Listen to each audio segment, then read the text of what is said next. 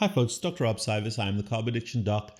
Today I'm going to give you a list of 7 essential health screening tests that I believe everybody, no matter how healthy or sick you are, should have on a regular basis. We'll talk about the starting time, we'll talk about what the results indicate, but there are 7 different screens that should matter to you as you are on this health improvement journey. So, and most of these screening tests are not done by doctors. Most doctors do screening tests, not for your value, but to check a box on an algorithm or to satisfy a payer. These are screening tests that I want you to be in charge of so that you can manage and monitor your own health. So the first one is blood work. And there's Mickey Mouse blood work that most doctors do just to check a box. That is meaningless to you. Yes, there are certain things like a CBC, like a CMP that are important that most doctors are going to do. But there are a few blood tests that in my opinion are essential where we often found disease without ever thinking that we had the problem. The first one is uric acid levels. The second one is iron studies. The third one is A1C, insulin, C-peptide, and blood sugar. The fourth one is your autoimmune studies, just to screen ANA, anti-nuclear antigen, and rheumatoid factor, RF, at least a one-time check on those. The next one is thyroid and thyroglobulin antibody. The next test is H. pylori, either by stool test, by endoscopy, or by breath test.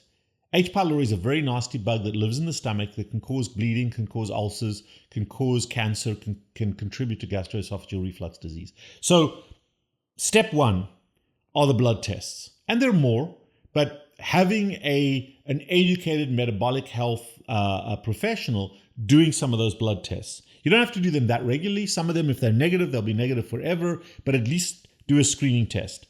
And that can be done at any age. I've got teenagers that we test on that. The next one is a colonoscopy and an upper endoscopy. Everybody's recommending colonoscopy at a certain age. Colonoscopy, I believe, should be done, unless you're at high risk, for the average person, should be done at 50 years of age.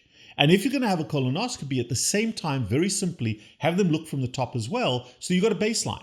They can look for hiatal hernias, they can look for gastritis, they can do biopsies for H. pylori, several things that they can look at. But a colonoscopy and an EGD, if you don't want the colonoscopy at 50 and you're low risk, a Cologuard test is acceptable, but by 55, in my opinion, everybody should have had a colonoscopy and upper endoscopy. And then the repeat is based upon what they find. That's number 2. The third screening test, and this is something that I think is essential, and is part A and part B. The first one is a consultation with a keto dietitian, with somebody that understands a ketogenic way of eating that is not bought and sold by the plant-based RDA teaching system, but a dietitian. For example, we have SHERYL on our staff, SHERYL Fox, who understands and knows what the proper human diet is about and is not going to push you toward carbohydrates and a balanced diet. But a consultation with a keto dietitian to talk about low-carb, high-fat eating and to talk about micronutrients. How can I optimize my health with what I eat? And the second consult that I would strongly recommend is with a mental health strategist. Now, this is a term that I've created, mental health strategy. It can be a psychologist, it can be a mental health social worker, LCSW, LMHC. There are a variety of people out there who look at behavioral health, mental health from a behavioral health perspective. It could even be looking at some of Brene Brown's work, or it could be having a consultation with us. But a mental health strategist to help you to improve your personal strategies for coping with emotional tension. Anxiety, stress, depression, anger, fear, frustration, getting an analysis of where I currently am and object. Am I depressed? Am I anxious? What is the level? What are the triggers? And then what strategies can I develop to recognize and diminish those or treat them as they crop up? So a mental health specialist, a mental health strategist, that consultation, point number 3, I think is essential in general health. So the dietary and the mental health strategy. Hi folks, it's Dr. Rob CYWES. I've got a little bit of an embarrassing story, but recently we were in South Africa about a month ago. We had a great trip, but a friend of mine is a wine farmer. And yep, it went that way. We went out one evening to his farm, tasting this, tasting that. By the next morning, I was, and I don't do this very often, I was hammered, not happy. And I was dragging, and we had a bunch of things to do that day. Well, my wife suggested one of these babies, a Keto IQ. She hauled it out of her purse. I drank this. Yeah, it tasted terrible. I had to chase it with actually an electrolyte mix drink, settle my stomach. And you know what? Pretty quickly, without Tylenol, without Advil, or without any other hangover medicine, I was fine. So I know this is not a little hack that you want to know about, and it's not something I do very often. In fact, very, very seldom. But if you do happen to overindulge a little bit, try this as a hack. See if this works. Ketone IQ as hangover medicine. For women and for men, number 4 is a mammogram. And I know my friend Zoe Harcum did an analysis in a Monday paper about whether we should or shouldn't get a mammogram. At this stage, as a general surgeon, with 1 in 9 women developing breast cancer, whereas in my early life as a medical student, we hardly ever saw it, a mammogram in the current era is, in my opinion, very useful and essential to picking up breast disease. And I will not be dissuaded by those that say anything else. I've just seen too many disasters. So a mammogram, and if you don't like a mammogram, an ultrasound of your breast or an MRI, low radiation there, but some testing of your breast tissue as a female to make sure there are no cancerous or precancerous lesions. And for the men, a PSA test, a prostate-specific antigen test, which may reveal infections such as prostatitis, prostatic hypertrophy, or early prostate cancer. Prostate cancer is the most common cancer in men, and yet it is terribly poorly dealt with. And those that keep kicking the ball down the field are probably going to die of prostate cancer at some point. So you get the PSA and you either follow it up with an ultrasound or an MRI of the prostate. The only reason, and this is an important fact, the only reason to get a digital rectal examination of your prostate is if you enjoy the exam. Okay, I'm being serious when I say that. If you enjoy the exam, let every doctor you know put a finger up there. But you can't feel the prostate adequately. It lulls you into a false sense of security. And as a surgeon with big hands, I've done plenty of rectal examinations. The rectal examination is to examine the rectum. It is not there to examine the prostate.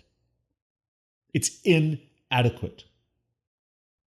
It's inadequate. No gynecologist is going to rely on a 2-finger examination of a vagina and a cervix to tell you whether you got cancer. No doctor should ever rely on a digital rectal examination to tell a man whether they've got a prostatic problem or not. We've got more sophisticated testing. Next test, a CAC score, coronary artery calcium score. Have that done from the age of 40, no matter who you are, as a baseline. Coronary artery calcium score to look at atherosclerosis. The number 1 cause of death in this country, in the United States of America, is cardiovascular disease, heart attack and stroke. We've got an excellent test for it. And the test is not about your lipids, your cholesterol, and your triglyceride, and triglycerides, yes, but not your cholesterol, not your LDL level, which they love to test you for all the time so they can give you statins. The right test is a CAC score, and then you can decide. It's not a perfect screen, but everybody at the age of 40 and older should have a CAC score, in my opinion, because it is the commonest cause of death. The next one is a mini-mental cognitive exam. Do you know whether you've got mild cognitive impairment? Because if you've got early mild cognitive impairment, that can be turned around. Once you've got Alzheimer's, once you've got Parkinson's, once you've got dementia, you can't reverse that. Those cells have died. But if you are in your 30s and 40s or 20s and 30s and you do a test and you say, wow, I've got mild cognitive impairment, there are several strategies, I've just done a video on this, several strategies we can use to reverse or decrease or delay the evolution of cognitive impairment. But if you don't get that testing done, you're not going to pay homage to it. Very simple, you can do them online or you can consult with somebody to have a cognitive impairment testing done. And the final one, because we're seeing a massive surge in this disease, is either to go and see a dermatologist or take photographs of any freckles or lesions, moles or odd-looking lesions on your body, and recheck those photographs every 6 months to see if there's a change in shape or a change in color or a change in size.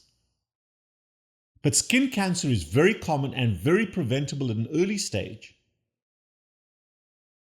So very easy to screen, and make sure you look under your nails, under the soles of your feet, and also in your butt crack.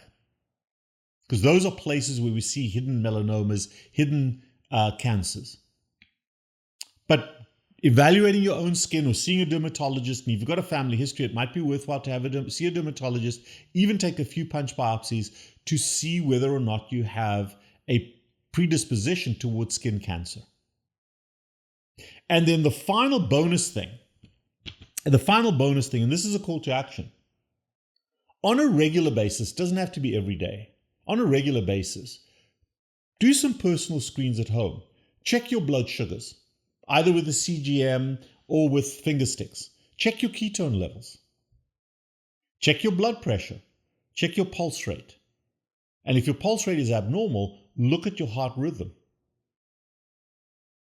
Get to know what your own personal body biometrics are. Get on the scale, not too often. Get on the scale minimum of once a month.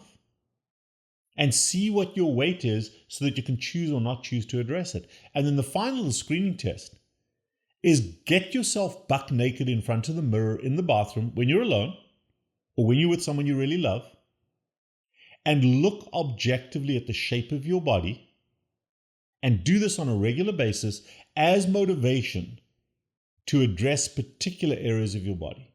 So that self-screening is so important to early pick up stuff, but also to motivate yourself. And then if you're feeling a little short of breath or you're feeling a little racy, you can come back and check your blood pressure and check your pulse. But if you're never checking it, you're never going to be aware. So create little screens that you do as part of your daily routine and see what you can do with that. I am the Carb Addiction Doc. If this has helped you, leave comments, leave additions of other things you can do. Give me your thoughts. Give me what happened when you had screens. Leave us a buck at our Patreon account or at our PayPal account. You'll see those in the show notes. But like and subscribe to this channel to also help us.